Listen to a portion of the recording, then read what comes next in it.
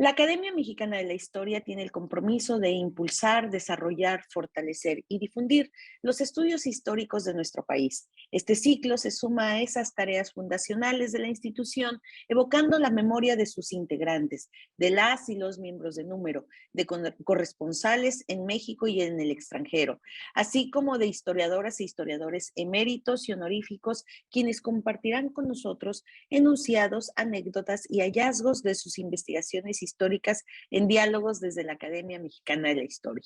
Mi nombre es Araceli Almaraz, investigadora del Colegio de la Frontera Norte y académica por Baja California de nuestra corporación. En esta segunda sesión del ciclo 2022, julio-diciembre, nos acompaña la doctora Carmen José Alejos Grau, corresponsal de la Academia Mexicana de la Historia por España.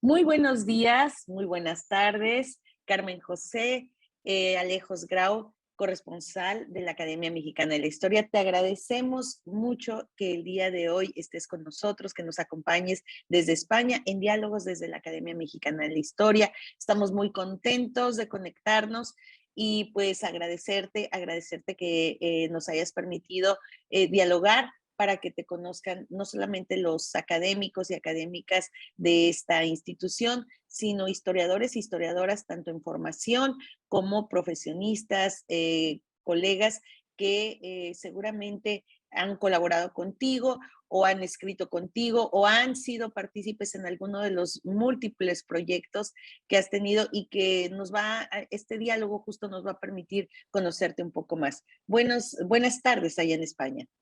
Buenas tardes, Araceli. Buenos días para México. Os agradezco mucho esta oportunidad de poder hablar de mi pasión favorita, que es México. Pues estamos contentos de que nos refieras en tus estudios y en tu memoria. Pero antes de que vayamos justamente a ese trabajo y a esa cercanía que has tenido con México desde tus investigaciones, quisiera que empezáramos, como siempre sucede en estos diálogos, con esos primeros pasos que da la historiadora Carmen José, que nace en el lugar de Alcañiz, en Teruel, y que se va a ir a estudiar a la Universidad de Navarra en 1987. ¿Qué pasa en este tramo de tu niñez hacia el interés por irte a estudiar un bachiller en teología? ¿Cuándo surge este interés que después te va a convertir en un especialista? Bueno, pues yo siempre he sido una niña muy inquieta, en un pueblo pequeñito, en una provincia pues poco poblada de España, pero mis padres tenían una librería y desde pequeña siempre he alimentado ese afán por la lectura, lógicamente primero con tebeos, con lecturas muy infantiles, y realmente antes de llegar a la Universidad de Navarra, yo pasé por la Universidad de Tarragona. No me digas. Sí. He estado en Tarragona. ¿Ah, sí? Bueno, pues cosas que tiene la vida y que cuento aquí creo que por primera vez, porque yo desde muy jovencita, pues muy jovencita, quiero decir 14, 15 años, mi ilusión era hacer historia. Pero por esas cosas que uno tiene así como de repente, deseaba dedicarme a la investigación. no me preguntes por qué, ni si yo con esa edad sabía muy bien lo que era la investigación. Tenía claro que que no quería dar clase porque, sinceramente, no me gusta dar clase, aunque de muchas. Pero claro, me di cuenta que de la investigación no se podía vivir. Entonces busqué otra carrera que me gustara. En lugar de hacer historia, empecé a hacer psicología y me fui a estudiar a Tarragona. Allí en Tarragona pues empecé psicología, pero luego decidí que me gustaba compaginarlo con la teología, porque, no sé, de pequeña en mi casa había lecturas de libros de todo tipo y yo leía pues cosas muy, muy, muy variadas. Eran los años 70 y tantos, unos años convulsos. Mi padre era un hombre muy inquieto, yo leía una revista que él compraba, que se llama Vida Nueva, que era una revista muy abierta eclesiásticamente. Y bueno, no me preguntes por qué, ¿no? Pero a mí esos temas de religión, de Gandhi, de otras religiones, de la mía propia, me interesaban mucho, ¿no? O sea, son de esas cosas que te das cuenta de mayor, pero de pequeña no eres consciente. Y, y estando en Tarragona me ofrecieron la posibilidad de empezar unos estudios que comenzaban aquí en la Universidad de Navarra, que era teología para laicos. Y entonces me ofrecieron una beca y yo dije, hombre, si a mí esto me ha gustado siempre. Entonces me vine ya aquí a la Universidad de Navarra a hacer el bachiller en teología y a terminar mi carrera civil, que como aquí no se podía terminar psicología, me pasé a pedagogía. O sea, ya ves que es una vida un poco azarosa y turbulenta, nada rectilínea. Y entonces me vine aquí, hice el bachiller en teología y acabé la carrera civil. Y luego, pues bueno, pues acabé una carrera, acabé la otra. Me puse a trabajar mientras acababa teología y poco a poco, mientras trabajaba, fui acabando las carreras y haciendo los 2 doctorados. Sí, justamente te iba a preguntar que tenías también la carrera de Ciencias de la Educación y te iba a preguntar que cómo se había compaginado, porque a final de cuentas no me quedaba claro cuál había sido primero, ¿no? Pero bueno, ahora que no lo cuentas, claro, hay más claridad. Háblanos un poco de tus trabajos terminales. Sí, hay este interés por la teología, surge este espacio de teología para laicos y ahí empiezas a vislumbrar lo que van a ser tus trabajos finales de recepción. Hubo dos cosas muy chuscas, diríamos aquí en España, que hacen que yo me dedique a América y que realmente ahora, como siempre digo cuando me encuentro con un mexicano, la mitad de mi corazón está dedicado a México. Eso es así. Entonces, la primera cosa es que cayó en mis manos un libro de Salvador de Madariaga que se titula, que es Bernal Díaz del Castillo, no, Hernán Cortés, el gran personaje. Bueno, pues cayó en mis manos la biografía escrita por Salvador de Madariaga. Y bueno, me pareció alucinante, ¿no? O sea, yo dije, hombre, América realmente merece la pena ser estudiada. Bueno, aparte de que, claro, Madariaga es un personaje que no es indiferente a nadie, que escribe de maravilla y bueno, me fascinó esa novela. Y luego el hecho de que yo hiciera la tesis sobre México, pues fue, la verdad que muy casual, porque voy a ser totalmente sincera. En mi clase había gente muy inteligente, muy, muy inteligente. Pero a la hora de hacer una tesis yo me sentía un poco incapaz, como es lógico, porque hasta que no haces una tesis, bueno, digo, es que parece fácil hasta que te pones a hacerla, ¿no? Y entonces yo en lugar de buscar profesores que eran muy eminentes, de estos que son como muy sesudos, yo dije, yo quiero hacer la tesis, pero con una persona que a mí me acompañe, o sea, porque yo no sé hacer una tesis. Y entonces, pues coincidí, busqué al que luego sería mi compañero de trabajo durante 20 años, ¿no? Que es el profesor Sarañana. Entonces, él en ese momento estaba dirigiendo un equipo de investigación de temas relacionados sobre todo con México, pero también de América, porque estoy hablando de los años 87, 88 y se estaba preparando el gran evento del quinto centenario. Y entonces yo hablé con él y me dijo, mira, te ofrezco para que trabajes esta obra de Fray Juan de Zumárraga. Y yo dije, ah, pues vale.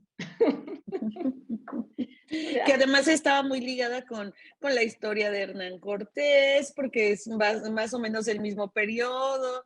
Efectivamente, o sea, ahí empezó mi historia con la historia de México. Y terminas tu tesis. Recuérdanos cómo se llamó tu tesis de licenciatura. Sí, no, bueno, era licenciatura, luego hice la de doctorado. Que va en tercer ciclo, ¿no?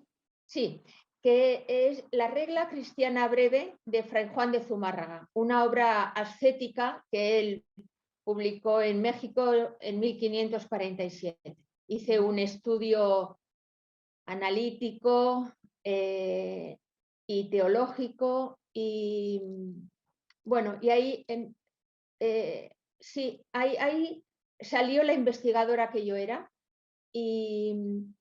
y de repente me di cuenta que esa obra no era solo escrita por Zumárraga, sino que él había tomado textos de distintos autores.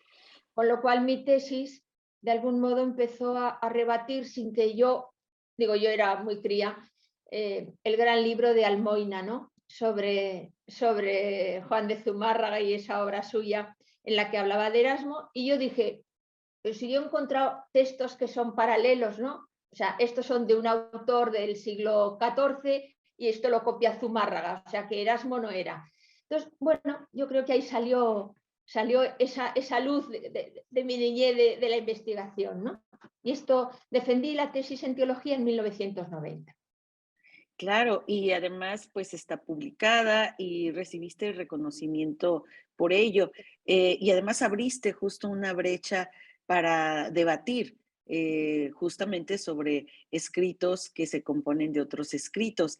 ¿Qué va a pasar en este momento con Carmen José Alejos, ya descubierta investigadora, ya descubierta en ese espacio del debate? Que además desde la teología y para este periodo 1500, de los 1500, una relación también España, Nueva España, pues que se vuelve a abrir contigo y se vuelve a poner en la mesa justo de la reflexión profunda. ¿Qué pasa? ¿Quién está acompañándote? ¿Con quién estás debatiendo en este momento?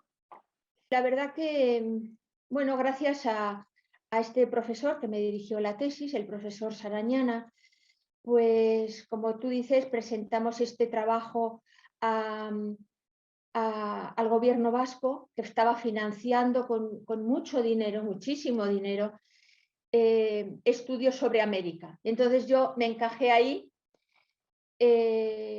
y conseguimos dinero. Eso permitió financiar también una nueva edición crítica de la regla cristiana breve, que la hizo otro profesor también de aquí de la facultad, que se llamaba don Ildefonso Adeba. Y a mí me permitió que, claro, viendo que a mí eso se me daba bien, el profesor Sarañana me animara a hacer la tesis en mi carrera civil, ¿no? Y bueno, mientras yo trabajaba, porque claro, hay que vivir en la vida, ahora te becan y te permite vivir en esa época, aunque era mucho dinero, tenías que trabajar, ¿no? Yo trabajaba, la verdad que pues unos años estuve trabajando en la limpieza de una residencia y otros años estuve trabajando de administrativa en unas oficinas, ¿no? Pero a mí tenía como ese mundo intelectual que te permite alimentar la cabeza.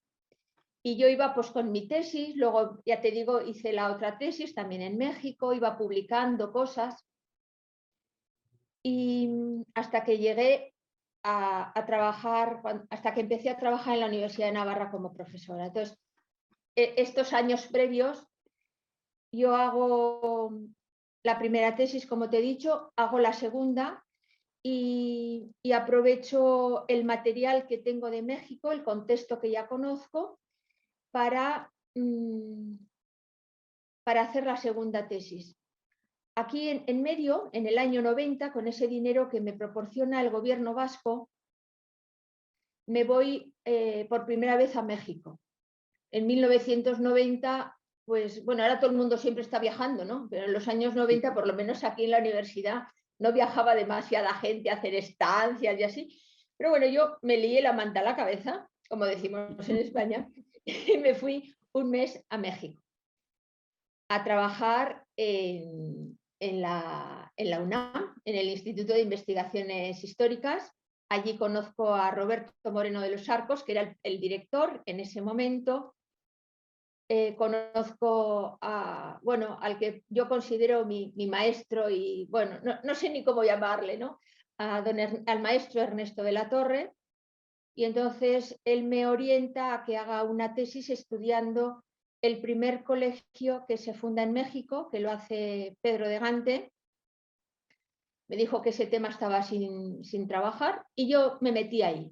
Recuerdo haber entrado por primera vez a la biblioteca Rafael García Granados del instituto, pero como ibas con don Ernesto, siempre te metían más adentro todavía, ¿no? Entonces, entonces recuerdo que me dejaron trabajar en la parte interior donde están los libros, no en la sala, ¿no?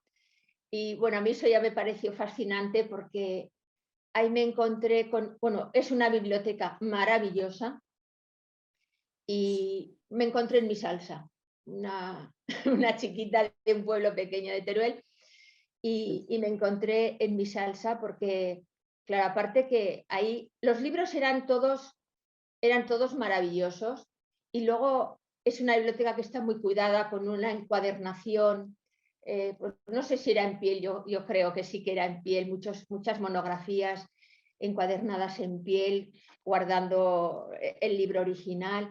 Y bueno, pues no sé, me pareció un paraíso, ¿no? Y Y luego, entonces la segunda tesis la terminas en México.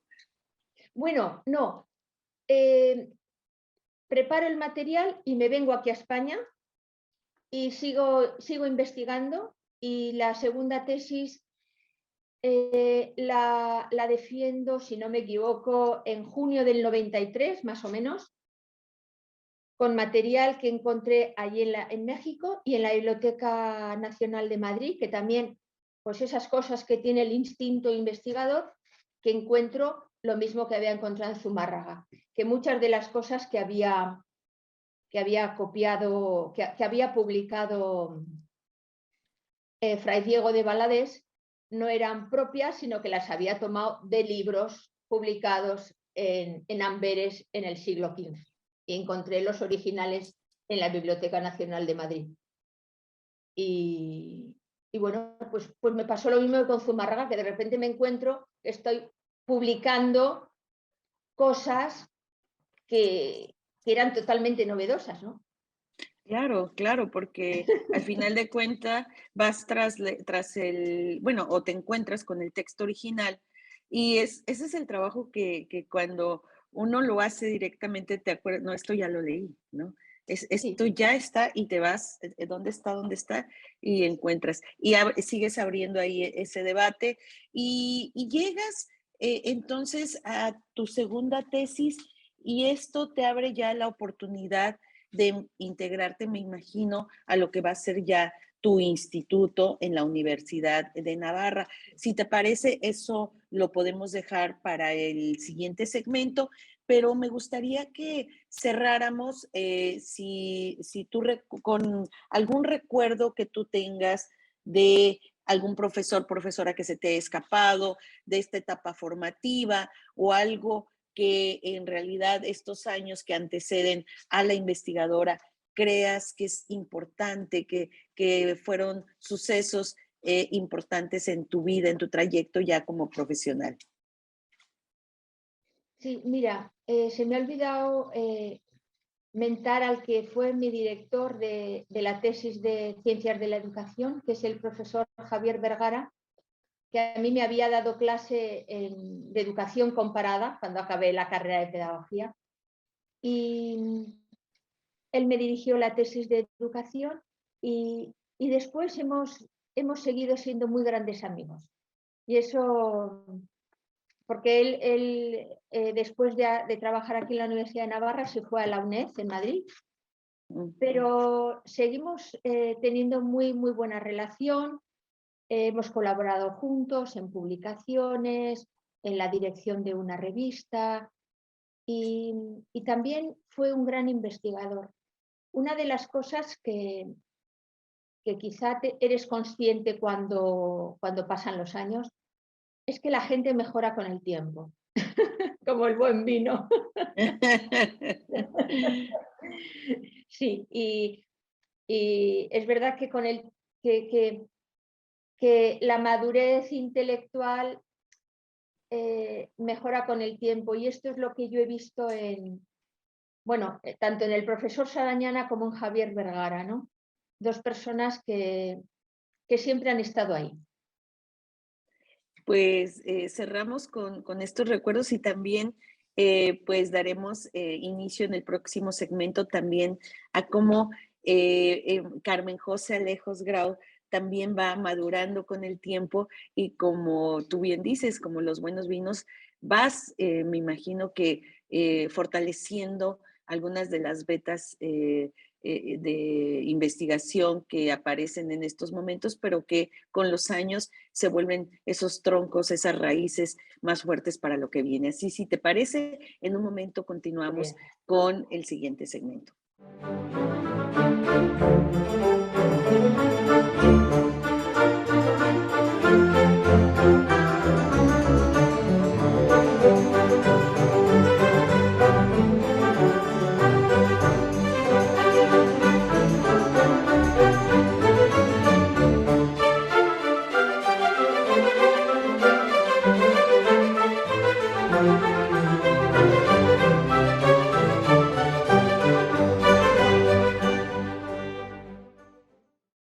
Volvemos con la doctora Carmen José Alejos Grau, corresponsal de la Academia Mexicana de la Historia por España.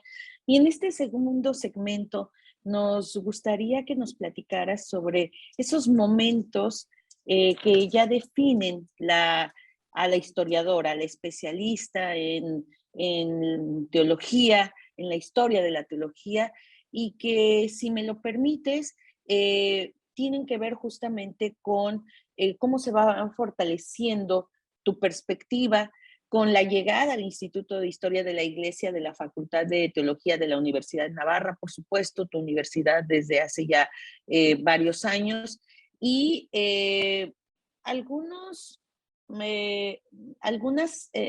anécdotas que nos puedas contar sobre esta colaboración con Ernesto de la Torre Villar, porque bueno, él te va a abrir un espacio, pero después va a haber una colaboración que se va a extender y colaboraciones también con otros colegas como los sociólogos Donati, Ribolsi, y este trabajo en colaboración que va a ir haciendo, insisto, más fuerte la raíz de la discusión central de tu obra.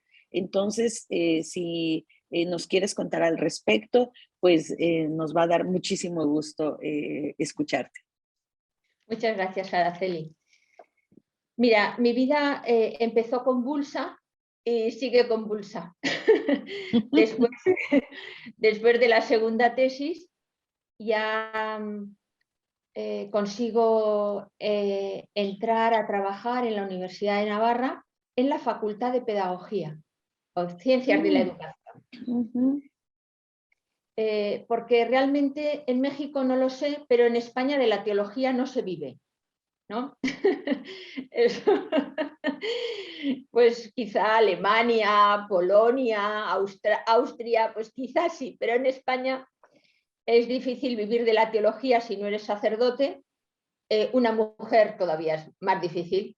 Y yo tardé bastantes años en llegar a trabajar como profesora en lo que estoy ahora. Esto tiene sus ventajas para mí, que voy a narrarlas ahora. Entonces, yo empiezo en el año 95 a dar clase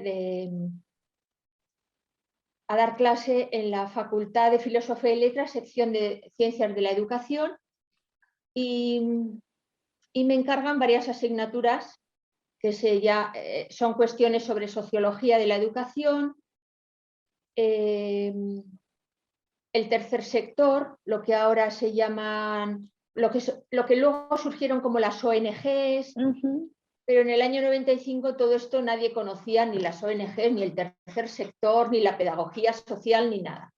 Pero yo me metí en esa historia, digamos, ¿no?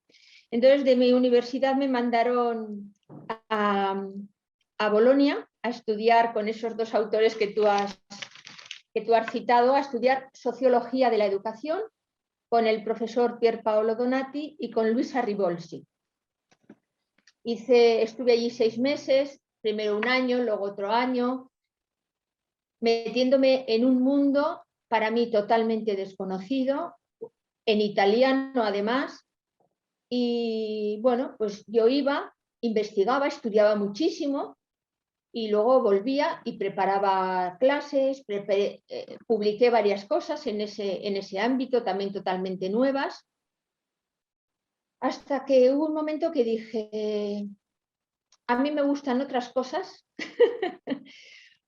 Entonces, en eso surge la oportunidad de trabajar como investigadora en el Instituto de Historia de la Iglesia de la universidad, con una beca pues muy, muy justita, pero llega un momento que si haces lo que te gusta no te importa vivir muy modestamente. Y empecé ahí. Luego fue surgiendo la posibilidad de colaborar con el Instituto Superior de Ciencias Religiosas, que es Teología para Laicos Online, y trabajé ahí también bastantes años, de profesora, en la junta, como directora de estudios, organizando cursos, y ahí la verdad que me lo pasé fenomenal, porque me dio la oportunidad de conocer a gente muy inquieta, sí, gente variadísima, de las que han salido mis mejores amistades. Y bueno, de hecho, fíjate, te voy a contar una anécdota bien chusca, que es una alumna de estos cursos que era de aquí de Pamplona, pero vivía en Holanda porque se casó con un holandés, se matriculó online a estas asignaturas, iba y venía a examinarse y bueno, pues cosas de la vida, al final ha terminado en Pamplona y he quedado la semana que viene para cenar con ella, ¿no? Digo, cuando son amistades es que son amistades, y amistades profundas que me han permitido conocerlas en ese ámbito, ¿no? Luego, pues tuve la oportunidad de incorporarme como docente a la Facultad de Teología, que es donde estoy ahora. Pero como te digo, a veces para conseguir algo que has soñado desde hace mucho tiempo pasan muchos años, ¿no? Supongo que a ti te habrá pasado y a casi todo el mundo pasa esto en la vida. Uno no lo consigue de repente, sino que tiene que trabajárselo, ¿no? Bueno, claro. pues este es mi caso. Paralelamente a estas distintas docencias que yo daba, estaba metida en un proyecto de hacer la historia de la teología de América Latina, de la que sacamos 4 volúmenes, que la dirigió el profesor Sarañana y que yo fui la coordinadora. Entonces, yo tenía como dos mundos, ¿no? Trabajabas paralelamente, ¿no? Pero, Paralelamente. Carmen, antes de entrar a México y América Latina, porque esa era una de las preguntas que te tenía, porque bueno, nunca, y como bien dices, México va a estar presente, es tu otra mitad, y ahora nos contarás. Pero no quiero dejar pasar el hecho de que, aunque estuviste con el área o cercana al área de sociología, finalmente vas a tener 3 trabajos: la educación moral de Emil Durkheim, y que seguramente ese espacio te va a permitir también hacer otras discusiones que quizá después las retomas en el futuro. Por otro lado, el artículo sobre pedagogía social en Ortega y Gasset y esquemas de pedagogía social, que no está separada la enseñanza para nada de aspectos teológicos. O sea, me imagino que vas a encontrar por ahí relaciones muy, muy cercanas, densas, incluso incrustadas, y que van a resurgir momentos después.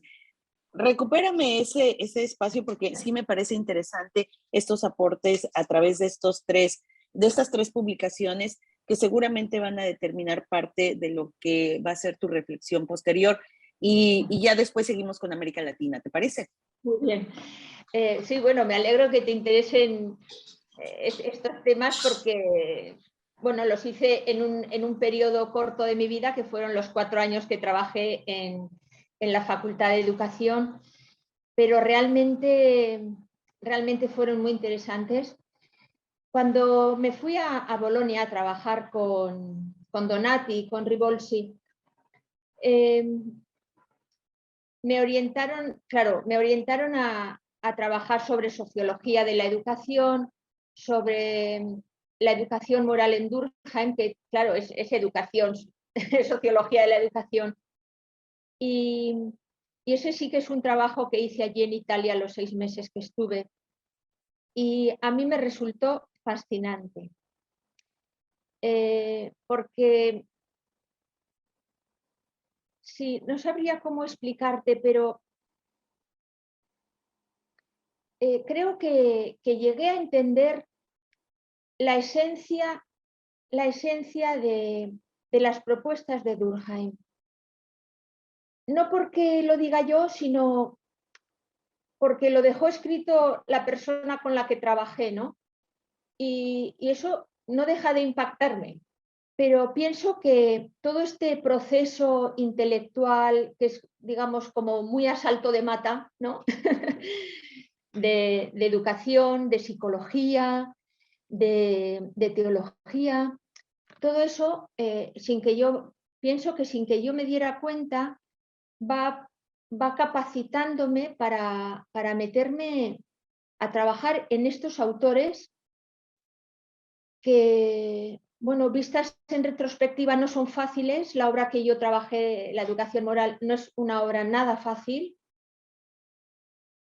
Y yo creo que eso, pues que sale la investigadora que hay en mí, de saber poner una obra en su contexto, ¿no? Lo que hace un historiador, poner una obra en su contexto, el personaje en su contexto, en la problemática que existía, y eso te permite captar mejor qué pretende un autor.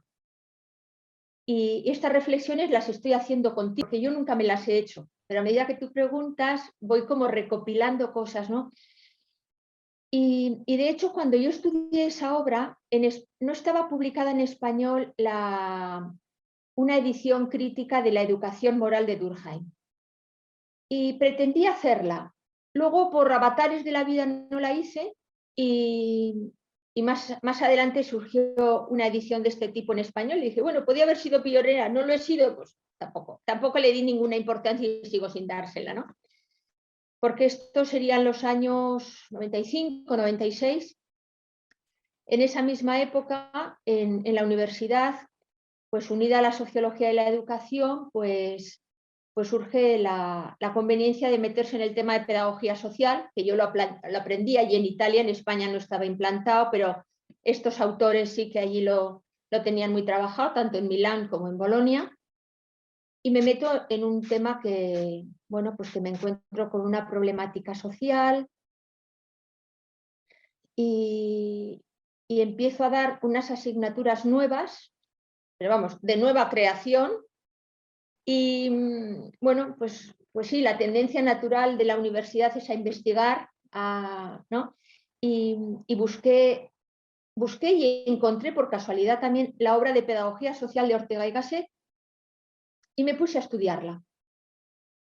Claro, no tenía mucho que ver con la pedagogía social de la que se hablaba casi 100 años después, Pero lo que te he dicho antes, meter en tu vida el pensamiento y la obra de un gran autor, pues solo sales beneficiado, ¿no? Tú no aportas nada al gran pensador, pero el gran pensador te ayuda a ti mucho, ¿no?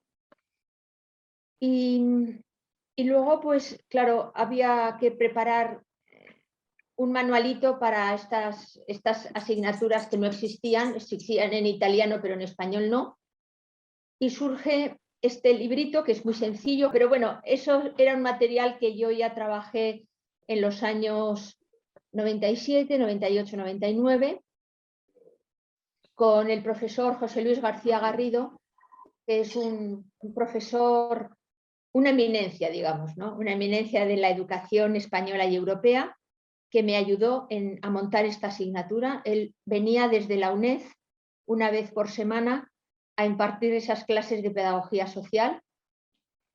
Y bueno, yo solo le tengo reconocimiento, mucho afecto, porque él fue pionero en esta cuestión, ¿eh? Yo lo había aprendido en Italia, pero él también me animó a meterme en estas cuestiones que eran muy novedosas en España, y él me ayudó, lo hice de su mano.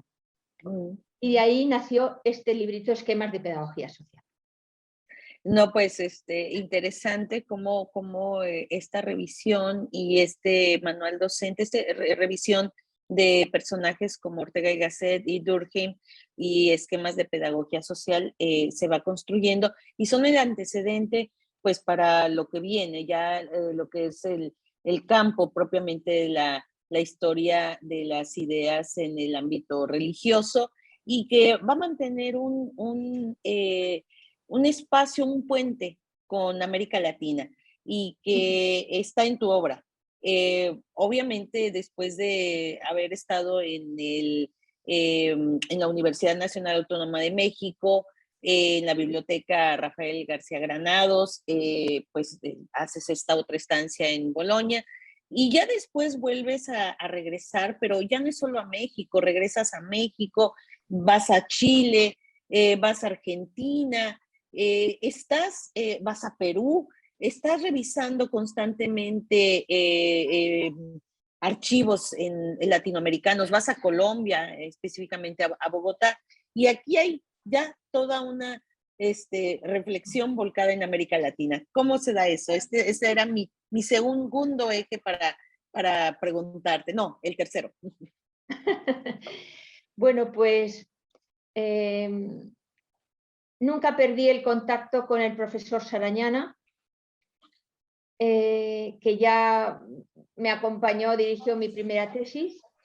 Él, como he contado antes, va conformando un grupo de investigación sobre cuestiones religiosas, de historia de la Iglesia, sobre todo de historia del pensamiento teológico en América. Y aunque yo hacía todas estas cosas, al mismo tiempo mantenía el contacto, la relación, asistía a seminarios, seguía viajando a México a trabajar sobre México cuando estaba haciendo también sociología, o sea, yo estaba como a dos bandas.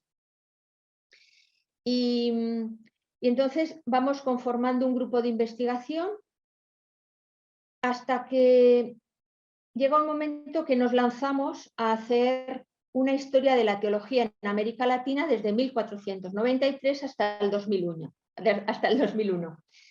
Esto, en mi concepción temporal personal, abarca desde 1988 hasta 2008, que es cuando publicamos el último volumen, y yo considero que he estado 20 años dedicada a esta obra, porque, como te digo, yo seguía trabajando en eso, aunque me dedicaba a lo que era las clases de las que yo vivía, ¿no?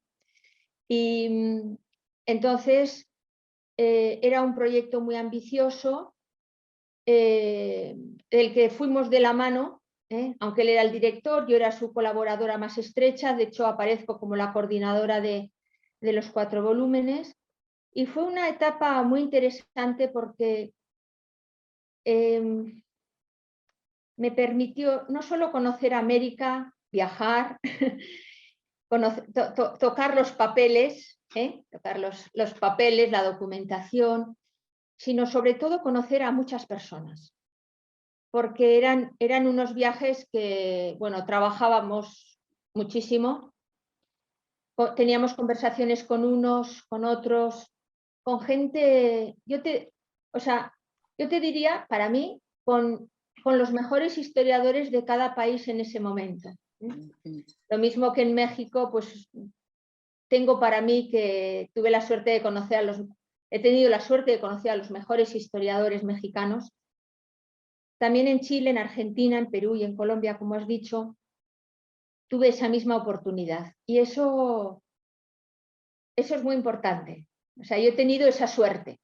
Seguramente otras personas la han tenido, pero yo he tenido esa suerte y solo sales beneficiado. Porque además, no solo por el contacto personal, sino porque a raíz de esos contactos conocíamos a otras personas que permitían, que colaboraban con nosotros y escribían con nosotros. De tal manera que en esos 4 volúmenes colaboran, si no me equivoco, 19 personas de distintos países, y eso creo que fue muy enriquecedor para todos los que participamos, porque todos necesitamos de todos y tú no puedes saber de todo. Entonces tienes que contar con gente muy eminente que te ayude a hacer una gran obra, ¿no? Y creo que eso es importante.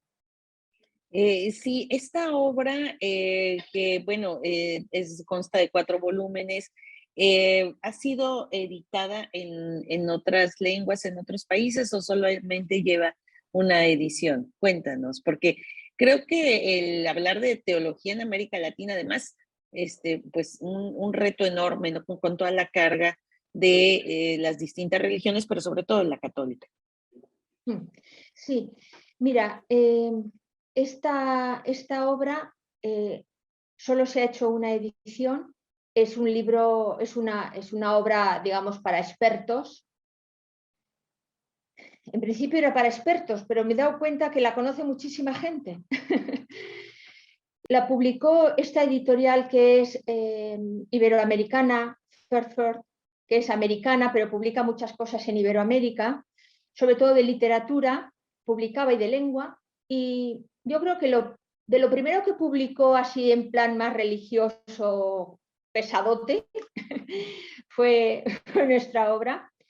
Y para mí lo más, bueno, no sé si lo más sorprendente, pero desde el primer momento esta obra la compraron, te puedo decir, desde institutos latinoamericanos que hay en Suecia o en Alemania, en Australia.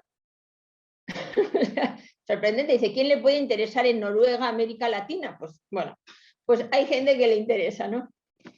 Y aunque solo se ha hecho una edición, porque, bueno, digo, es muy caro vender los libros en América. Para mi sorpresa también está en las mejores bibliotecas dedicadas a la cuestión, en la del Congreso de Washington, en bibliotecas de universidades latinoamericanas, y la cita mucha gente. Para mi sorpresa, no deja de... Perdón, para mi sorpresa, llega de vez en cuando las citas de Google Academic, que te llega una nueva cita y lo que citan es teología en América Latina. Y yo digo, oh, ¿esta persona cómo ha podido acceder a estos 4 volúmenes? ¿No? Porque...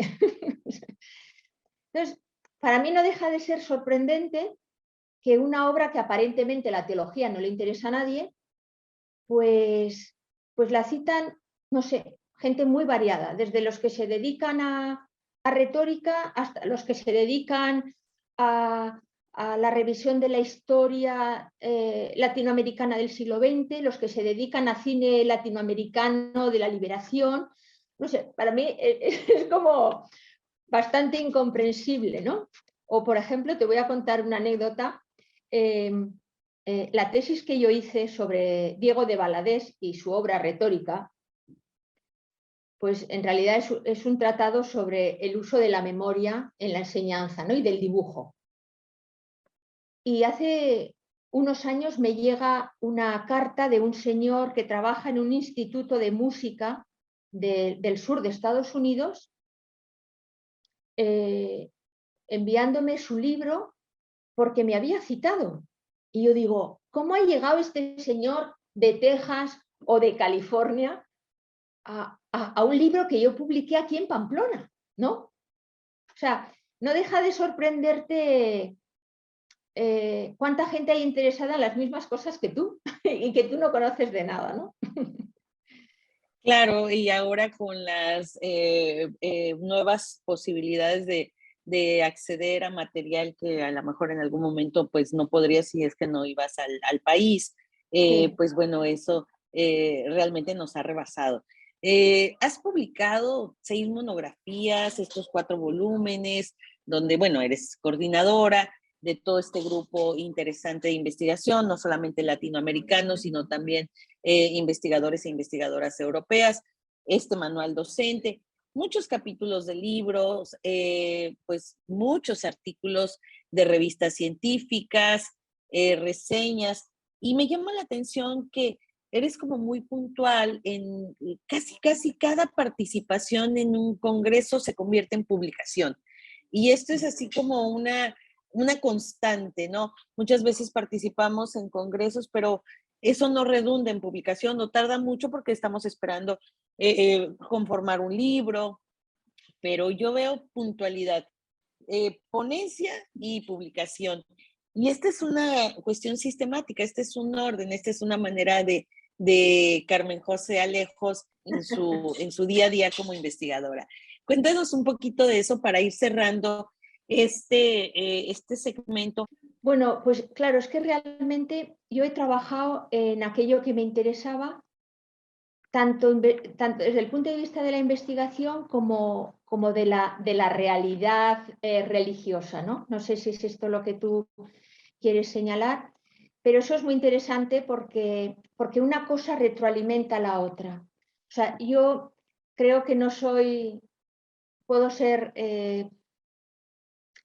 una persona que reflexiona sobre la religión, sobre la fe, sobre los acontecimientos históricos de la fe en concreto en América Latina, pero al mismo tiempo yo conozco la vida religiosa en la gente que la está viviendo, ¿no? Que podría ser lo que yo me encuentro en el Instituto Superior de Ciencias Religiosas.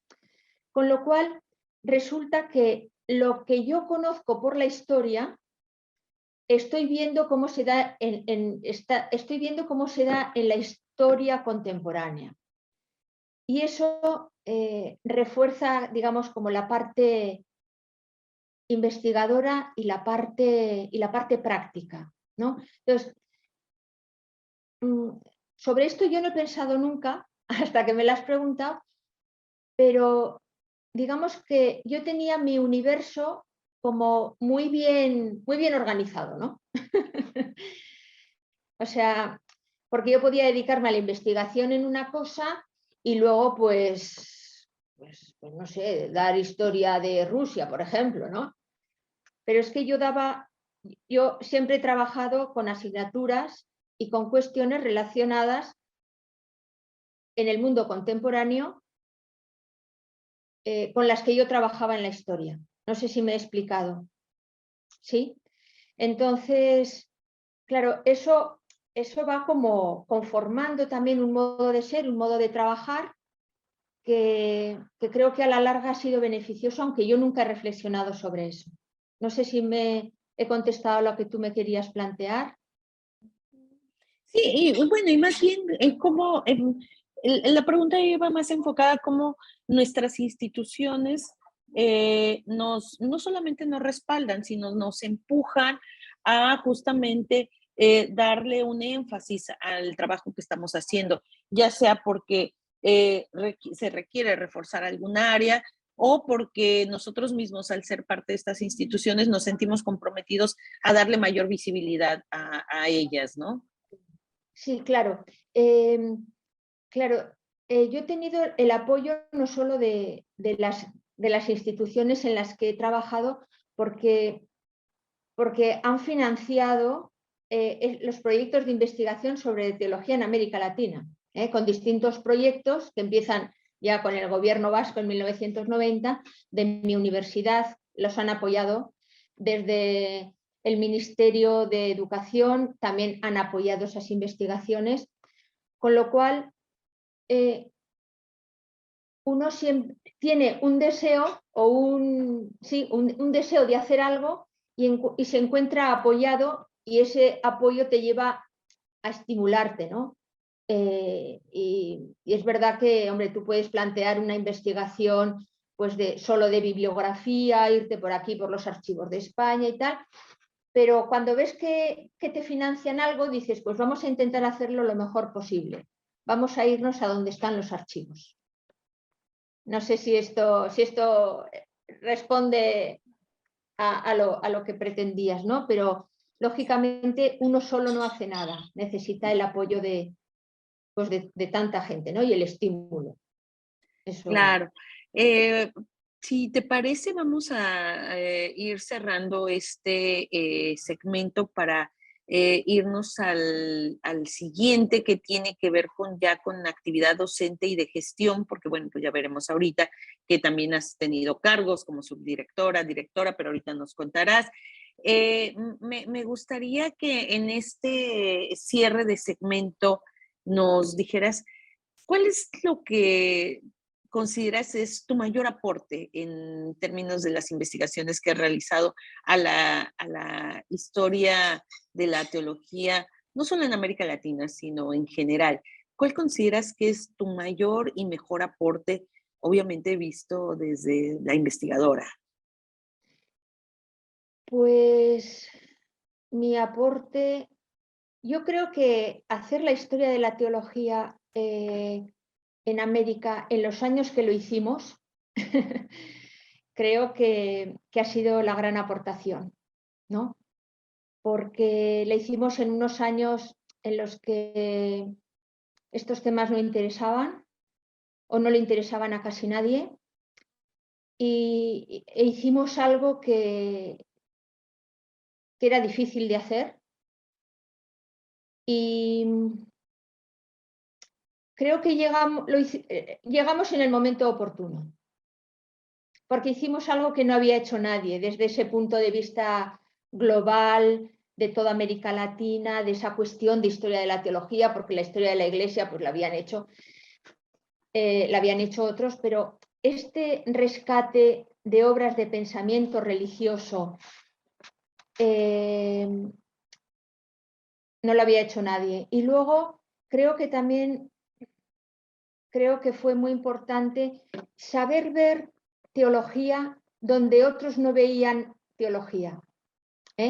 Por ejemplo, en obras de pastoral, en cartas pastorales de obispos, en manuales para indígenas, por ejemplo. Todo ese material que se podía haber estudiado o que luego se estudiará como cuestiones etnográficas o costumbristas, creo que nosotros supimos captar que eso era un modo de hacer teología que conectaba con los primeros años del cristianismo.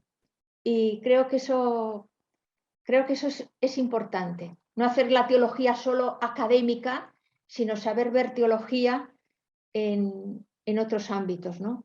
Yo creo que eso ha sido importante hacerlo porque soy laica.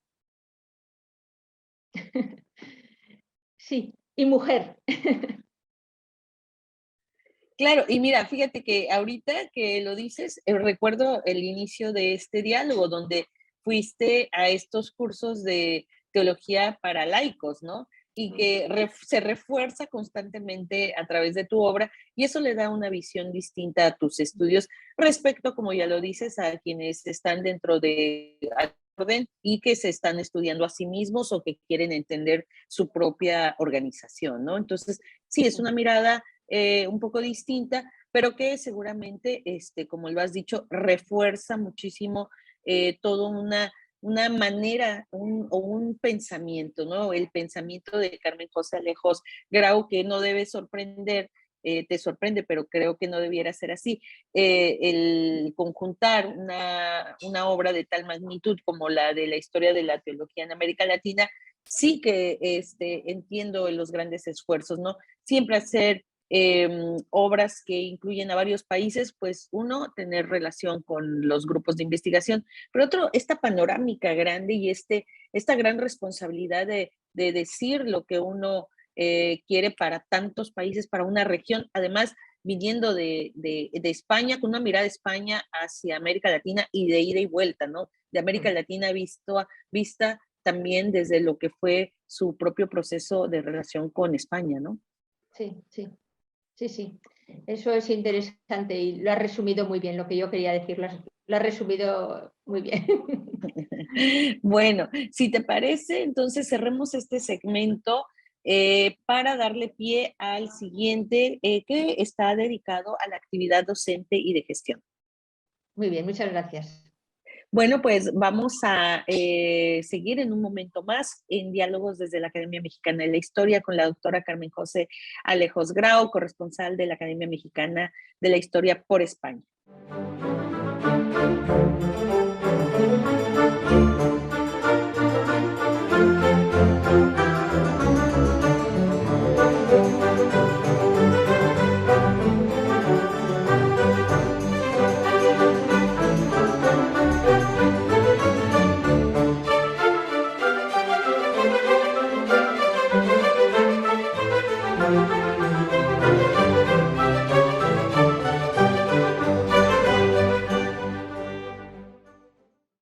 Estamos en el tercer segmento de Diálogos desde la Academia Mexicana de la Historia con la doctora Carmen José Alejos Grau, corresponsal de la Academia Mexicana por España. En este momento nos gustaría que nos hablaras sobre otras actividades que van a ir acompañando también tu trayectoria como profesionista y que tienen que ver con la actividad docente y la de gestión, que muchas veces no solamente que no es fácil, sino algunos investigadores o rehusamos y otros somos más cercanos, ¿no? Dependiendo, hay quienes sí son muy buenos investigadores y dicen, no, yo no quiero saber nada de lo que es gestión. Y hay quienes sí tienen la oportunidad de combinar y además lo hacen muy bien. Háblanos sobre tu papel como subdirectora y directora del Instituto Superior de Ciencias Religiosas, ¿no? Porque pues creo que ahí hay una parte importante de tu labor. Sí, bueno, la verdad que te agradezco que lo destaques porque aunque yo estuve pocos años en la gestión, he estado durante muchos años como profesora en ese instituto, ¿no? Después de dejar la gestión. Y realmente para mí fueron unos años importantes por aquello que te he dicho, por conocer a gente variadísima, ¿no? O sea, antes te he nombrado a esta persona que venía desde Holanda a examinarse, pero también te puedo hablar de una persona que trabajaba en una embajada y venía desde Israel o desde Berlín a examinarse. Los exámenes eran 2 días al año, ¿no? Entonces, claro, o gente coreana, por ejemplo, que vivía en Madrid, que aterrizaban aquí en la universidad. Eh, fueron durante estos años de gestión en los que yo me di cuenta que se podía impulsar toda esta tarea, ¿no? Esta teología para laicos tan, ya te digo, tan frecuente en Francia, por ejemplo, pero tan poco conocida en esos primeros años de la década del 2000, 2010, tan poco conocida en España, ¿no? Y bueno, pues yo digamos que me encontré con un limón y decidí hacer una limonada. Entonces aproveché lo que tenía en mis manos para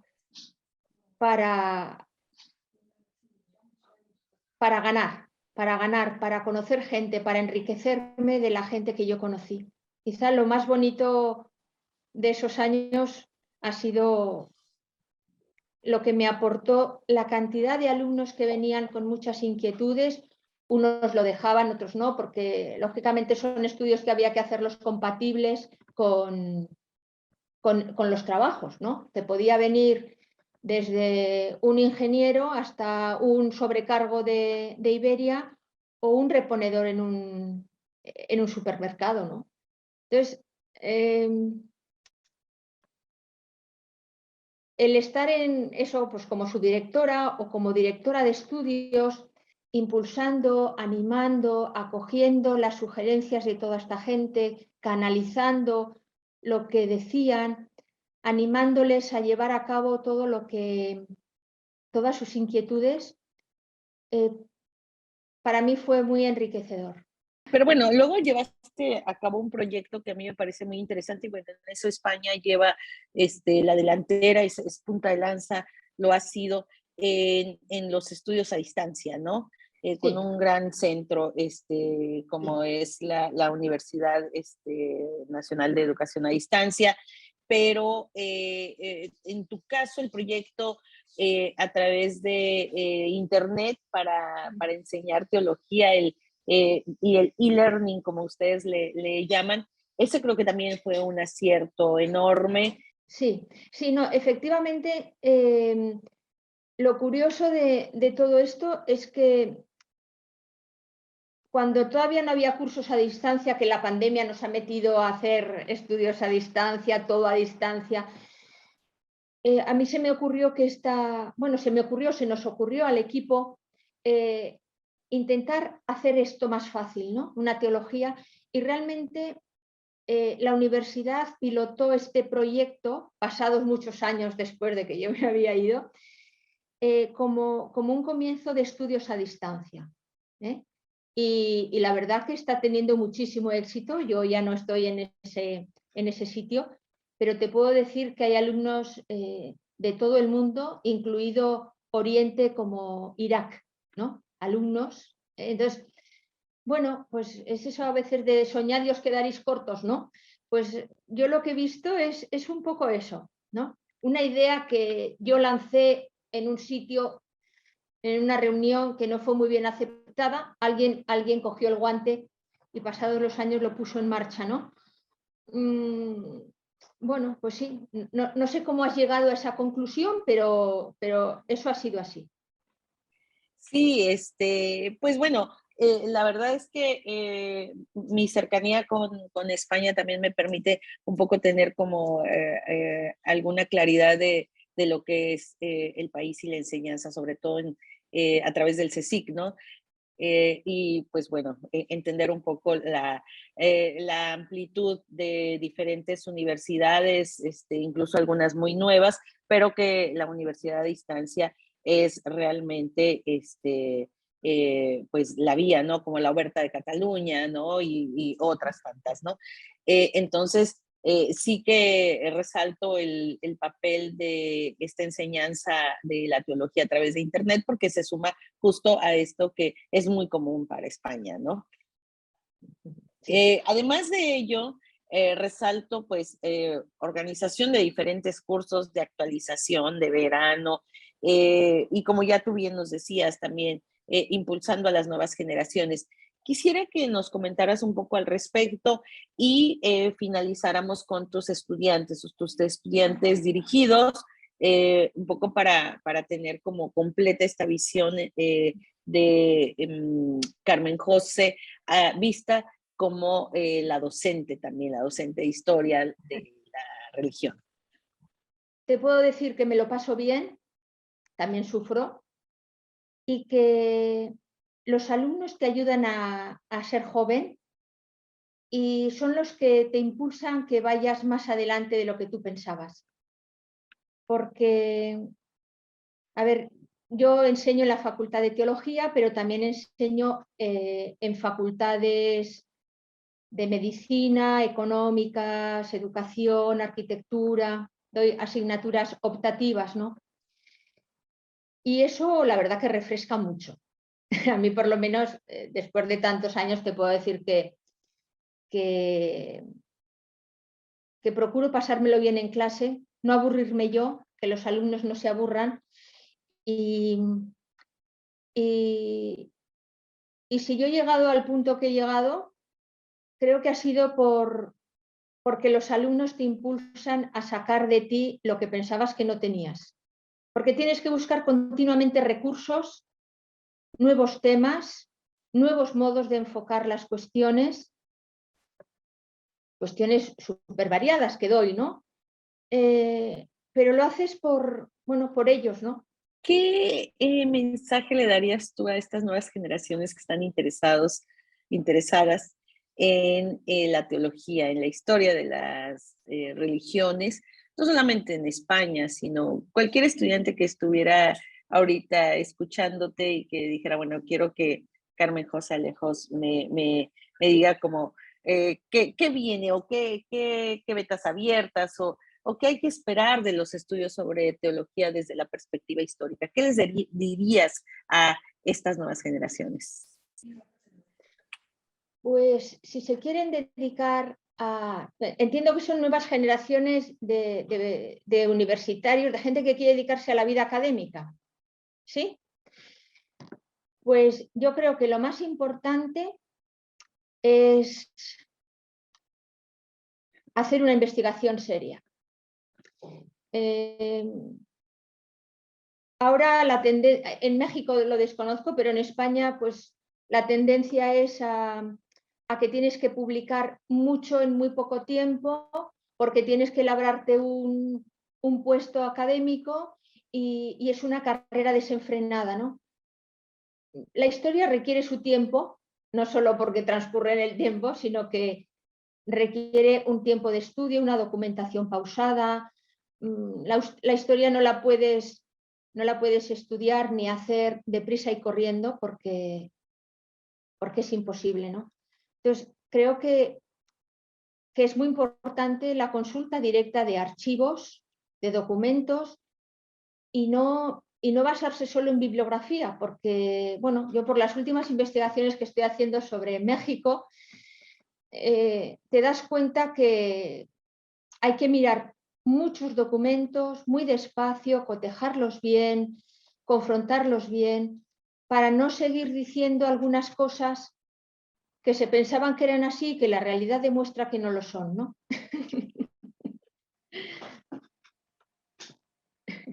Y finalmente, para cerrar este segmento, quisiera que nos hablaras sobre tu papel en el Anuario de Historia de la Iglesia, en varios periodos, porque es importante. Cuéntanos un poco al respecto. Sí, bueno, pues la verdad yo asistí al nacimiento de esa revista porque la fundó este profesor Sarañana en el año 92 y yo estaba en colaboración estrecha con él.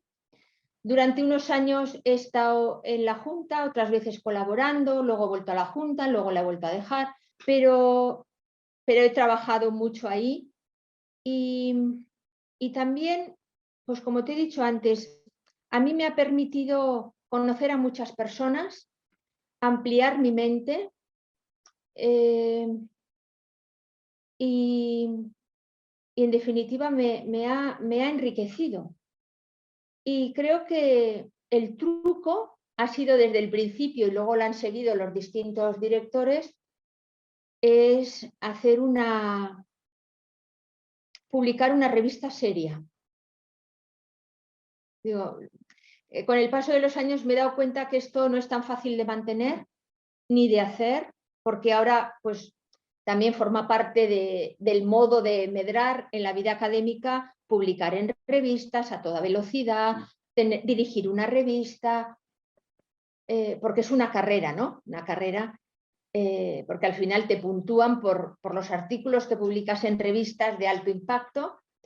Entonces, yo soy muy ajena a ese mundo porque ajena que no me gusta mucho porque eso no te ayuda a hacer una historia sopesada.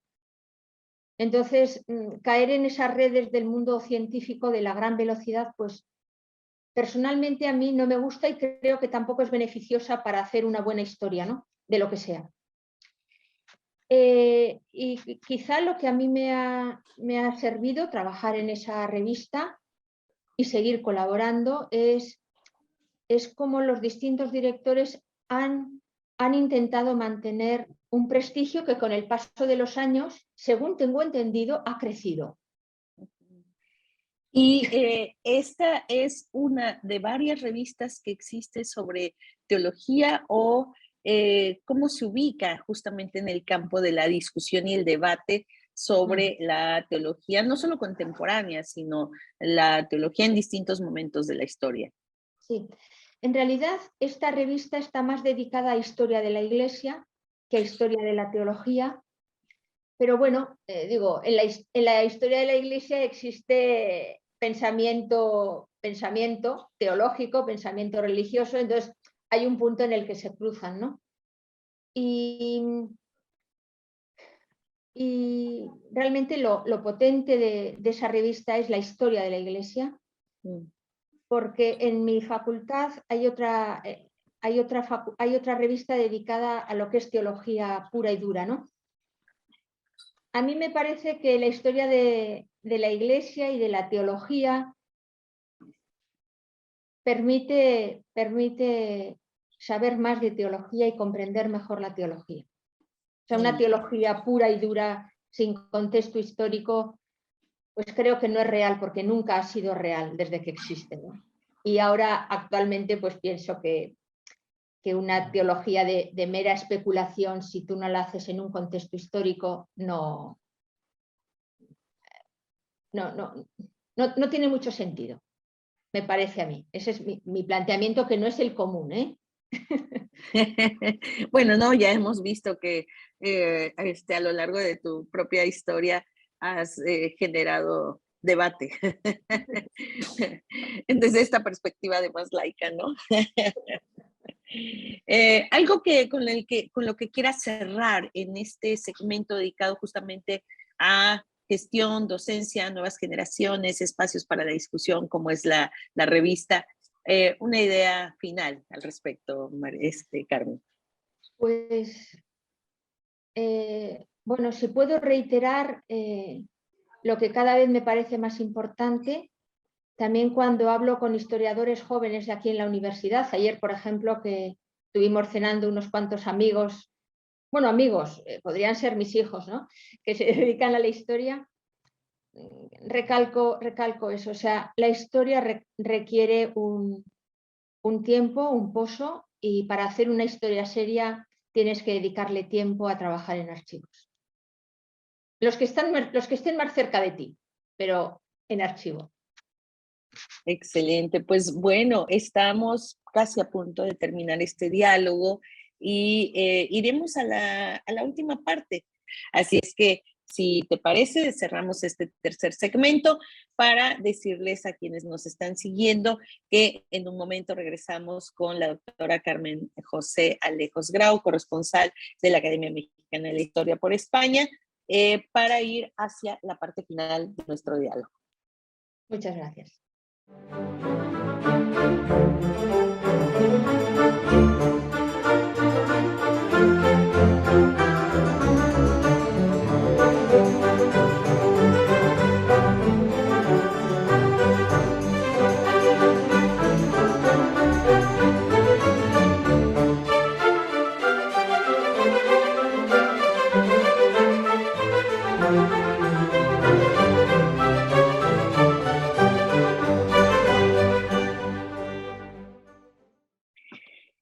Ha sido un diálogo que nos ha permitido conocer a la doctora Carmen José Alejos Grau, corresponsal de la Academia Mexicana por España, una académica dedicada a la discusión de la teología desde la perspectiva histórica y también en parte a la historia de la Iglesia.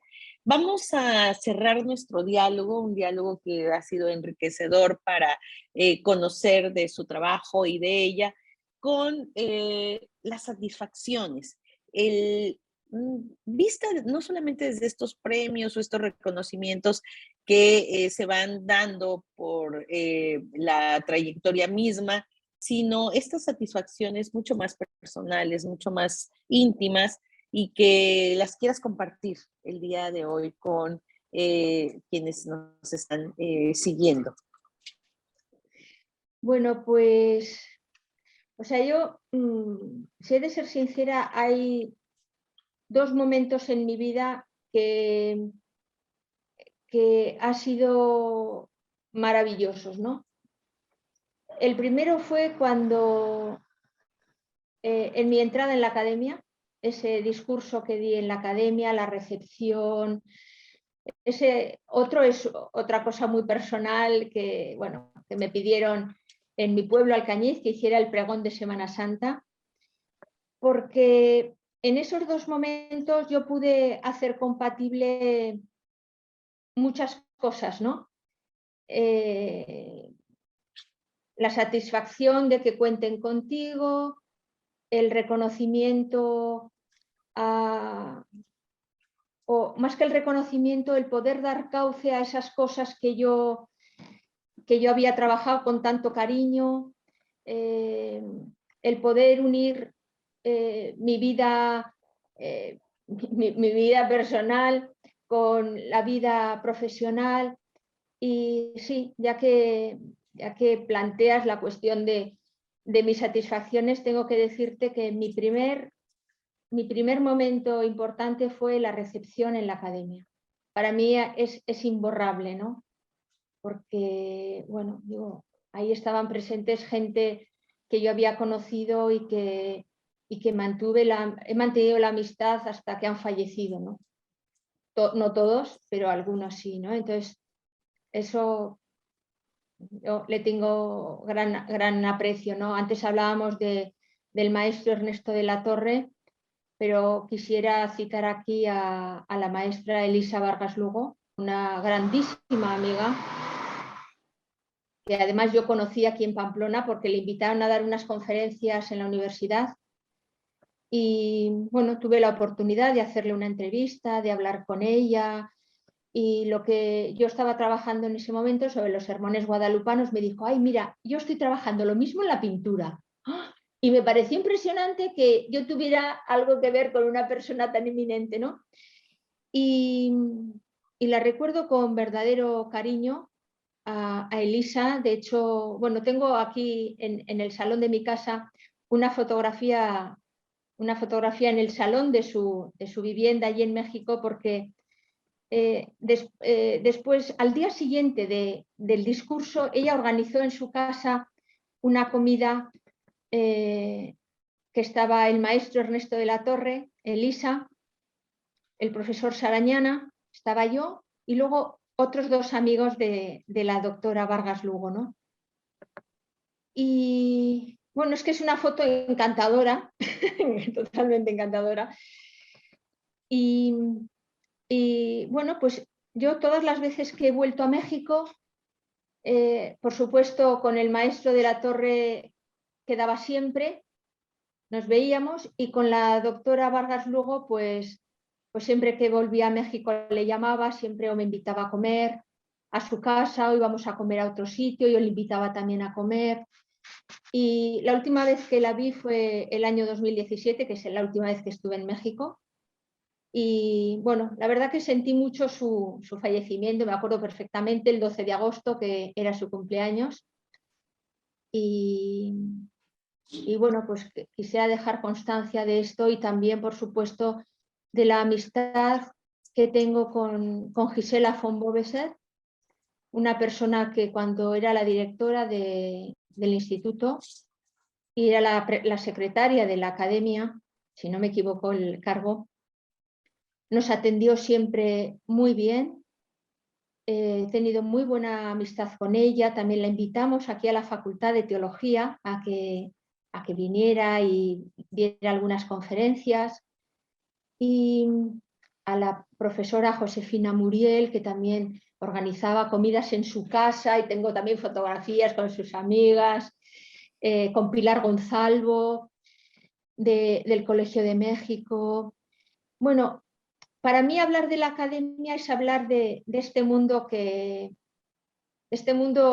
para mí único, ¿no? No sé, digo, creo que he tenido la gran suerte de poder tratar profesional y de amistad con todas estas personas, ¿no? Y eso enriquece mucho. Virginia Guedea, por ejemplo, también nos recibió cuando fue la directora del instituto, gente de la academia que yo, bueno, pues al final es como acabar con ellos, ¿no? O sea, acabar junto con ellos en la academia.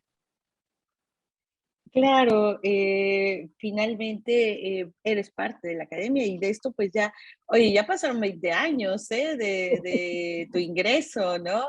Sí, sí. Además, pues ahora con estos diálogos queremos recuperar un poco esos lazos, ¿no? A través de esta memoria visual, una memoria visual que se extiende también a sus corresponsales en el extranjero y pues que nos permita conocerlos, conocerlas, justamente para tener referentes sobre lo que están haciendo en otras latitudes, ¿no? Y cómo hay cómo existen esos lazos desde hace varias décadas y quizá a lo mejor repensar cómo queremos estar todavía enlazados a la academia, porque de pronto pues se dejan de hacer actividades, pero creo que es buen momento de replantearnos una nueva fase de relaciones con esta academia que pues es tu casa también, ¿no?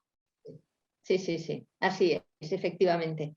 Y yo, bueno, pues te agradezco la oportunidad de esta entrevista, ¿no? Me parece pues una maravilla que hayáis contado conmigo, ¿no?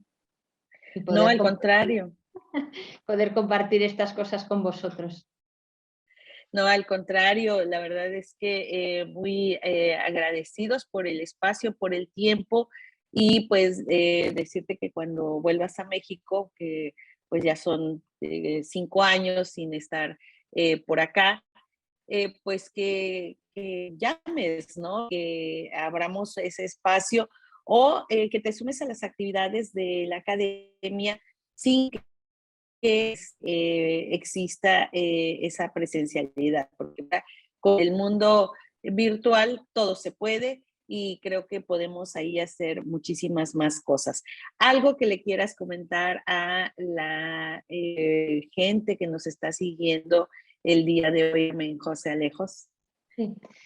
Bueno, pues en realidad ya lo he dicho, pero quisiera dejar constancia de que mis estudios de México, que los prolongo y creo que me jubilaré estudiando México, eh, mi, mi conclusión es que el pueblo mexicano merece toda mi admiración y que México es un gran pueblo, ¿eh? Creo que lo puedo decir porque he estudiado muy de cerca lo que es México, o lo sigo estudiando en archivo, y mi conclusión siempre es la misma. México es un gran pueblo y lo admiro profundamente. Muchísimas gracias, Carmen José Alejos Grau, por estar compartiendo con nosotros el día de hoy parte de tu historia. Agradecemos esta colaboración. Muchas gracias a vosotros.